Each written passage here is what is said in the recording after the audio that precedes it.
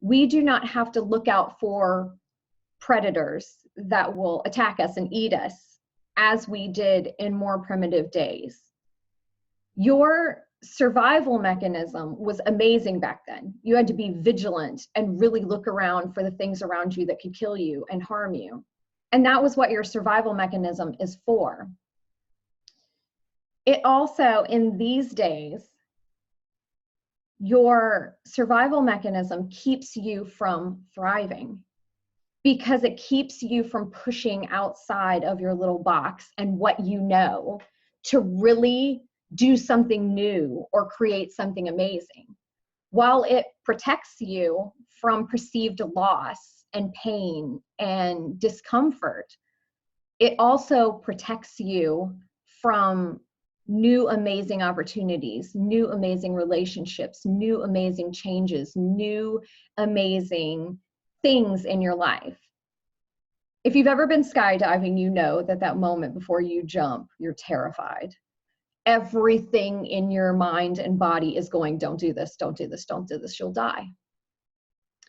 Because it is our survival mechanism that doesn't realize we have a parachute that's going to help us. And your unconscious mind is always going to stop you when you're trying to make changes to keep you from being uncomfortable. It keeps out the awesomeness. And you need to learn to push through that. Because the second that you dig up something from your past and it's painful and you want to look at it and deal with it, everything in you gets angry and aggravated and depressed and furious that you would even think about doing this. And everything in you says, no, no, no, no, this is the wrong thing to do. We should not do this. Because it's trying to keep you safe from dealing with this. It's trying to keep you safe from moving forward. In our lives, we have to push forward and push through those warning signs. Everything inside you will tell you to listen to what your insides are telling you and to stop because it's not safe. But I need to tell you that everything in our world that we perceive as not safe is given that label by us. What if we started looking at things in our life not as good, bad, traumatic, unfortunate, joyful, great, amazing? What if we just started looking at everything that happened in our life as necessary? How would that change when your car broke down this morning on the way to work and you were late? Instead of looking at it as an inconvenience or a problem that you had to solve, what if you just looked at it as necessary for what was supposed to happen the rest of the day, or maybe the rest of your life? What if your car breaks down and you meet the person of your dreams because they stop on the side of the road to help you? What if your car breaks down and once you get it figured out, you head on down the road and see an accident and realize that would have been you? Then we would call those problems fortunate, or we would call them divine intervention. Everything in your life, from what you choose to eat today to what happens to you in your interactions, is divine intervention. There are no coincidences. There are no accidents.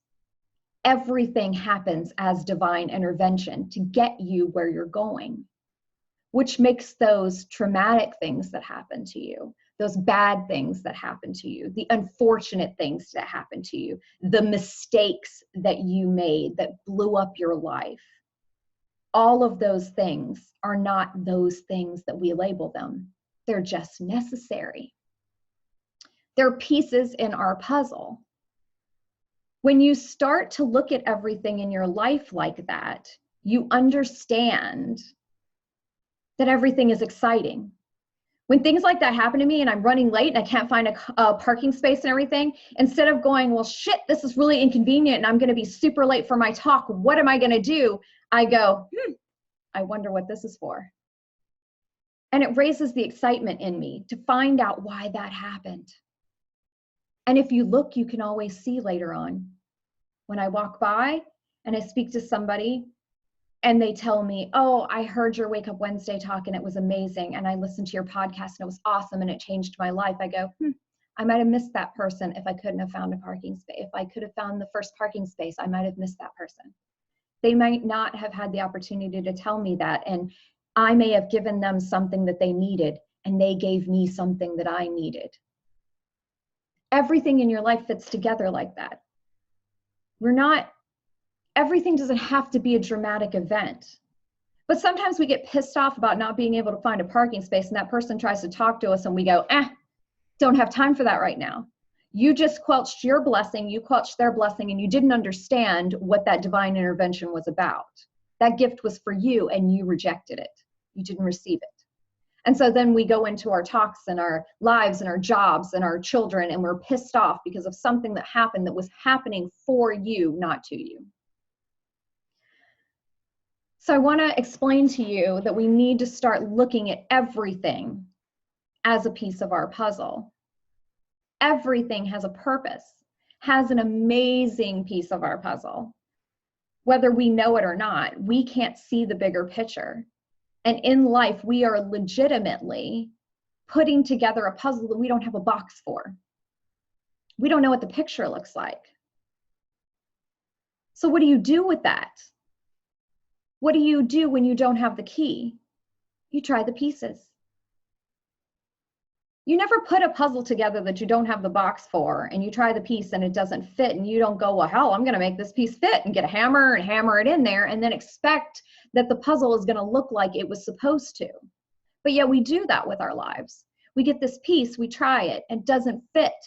And we go, no, this is what I wanted. No, this is what I think I should have.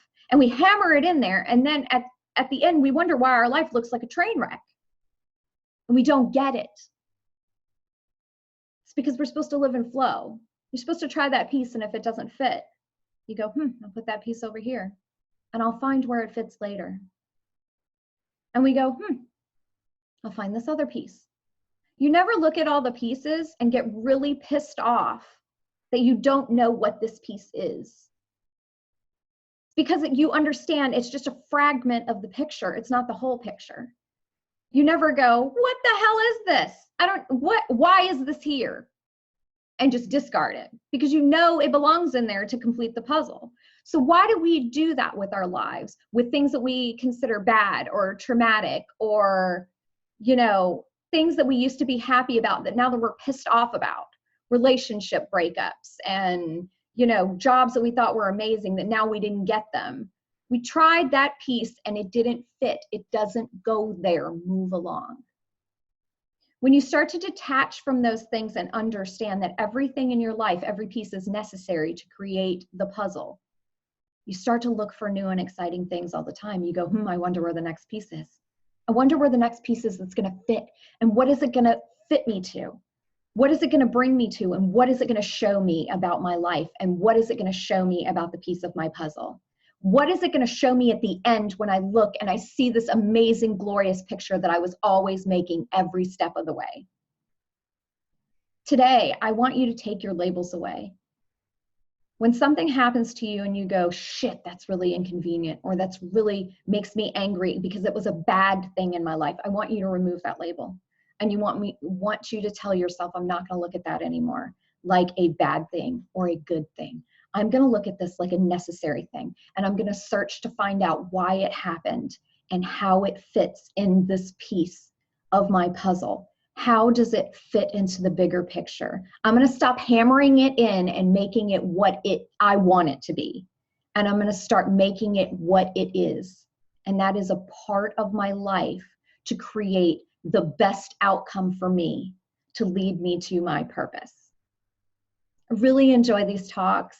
And I thank you so much for all the feedback that you're sending me and how all of the letters and emails and texts I'm getting about how this is changing your life. I really, really want to help you to get to where you're going and to live your best life. I want you to share these videos and to listen to them over and over. I'll be converting them into a podcast on Anchor here this week. So you'll be able to listen to the audio in your cars if you can't catch my videos live. I love each and every one of you. And I really want you all to have the best day and the best week and the best life possible. Stop looking at your puzzle pieces as if they're not meant to be there, and start looking at them as if they're necessary. Give me some comments, shoot me some emails, and tell me what you learned today about the pieces of your life. How are they necessary and how did they help you? I'll see you next week for another Wake Up Wednesday. Keep being amazing and keep living your best life. Learn to stop sleepwalking through your life and to live a life with no question marks. See you next week.